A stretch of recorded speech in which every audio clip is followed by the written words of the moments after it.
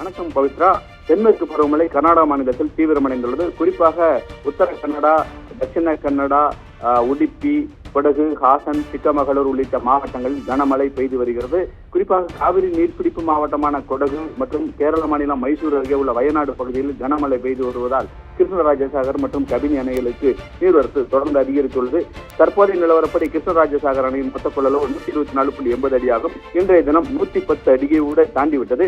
அணைக்கு நீர்வரத்து 36,674 கனஅடியாக உள்ளது. கிருஷ்ணராஜசாகர் அணையை பொறுத்தவரைக்கும் நீர் வெளியேற்றம் என்பது 2361 கனஅடியாக உள்ளது. கிருஷ்ணராஜசாகர் அணையிலிருந்து வெளியேற்றம் குறைவாகத்தான் உள்ளது. அணை கொள்ளளவுக்கு இன்னும் 10 அடி தேவைப்படுவதால் அணையிலிருந்து வெளியேற்றப்படும் நீரின் அளவு குறைத்துள்ளனர். இதே நேரத்தில் மைசூர் மாவட்டம் ஹெக்கடதேவன் கோட்டை பகுதியில் உள்ள கபினி அணை முழு கொள்ளளவை எட்டிவிட்டது. இதனைத் தொடர்ந்து அணைக்கு நீரின் வரத்து சுமார் 30,000 கனஅடியாக உள்ளது. அணையிலிருந்து வெளியேற்றம் என்பது 36,000 கனஅடியாக உள்ளது. இந்த 36,000 கனஅடியும் தமிழகத்தில் தான் வந்து கொண்டிருக்கிறது.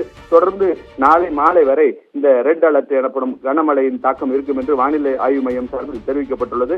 இதே நேரத்தில் இன்றைய தினமும் சில பள்ளி கல்லூரிகள் மற்றும் கொடகு மாவட்டத்தில் பல்வேறு பாதிக்கப்பட்ட பகுதிகளில் தேசிய பேரிடர் மீட்பு குழுவினர் வந்து தற்போது ஆய்வு மேற்கொண்டு வருகின்றனர். உத்தர கன்னட மாவட்டம் அங்கோலா தாலுகா சிரூர் என்ற இடத்தில் மழை மண் சரிந்த காரணம் 7 பேர் உயிரோடு தகனமாகியுள்ளனர். தற்போது அந்த இடத்தில் மேலும் பல சிக்கியிருக்கலாம் என்று தற்போது மீட்பு படையினர் அந்த இடத்தில் தேடி வருகின்றனர். 2 டேங்கர் லாரிகள், ஒரு கார் என மொத்தமும் மண்ணுக்குள் சிக்கியுள்ளன.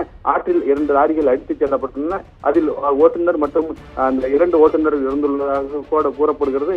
மொத்தத்தில் அந்த இடத்தில் 7 பேரில் 3 பேரின் சடலங்கள் மீட்கப்பட்டுள்ளன. தொடர்ந்து அதிகமான அளவில் அந்த பகுதியில் சிக்கியுள்ளார்கள் என்று தற்போது அந்த இடத்தில் மீட்பு படையினர் தொடர்ந்து மீட்பு பணியில் ஈடுபட்டு வருகின்றனர். பவித்ரா.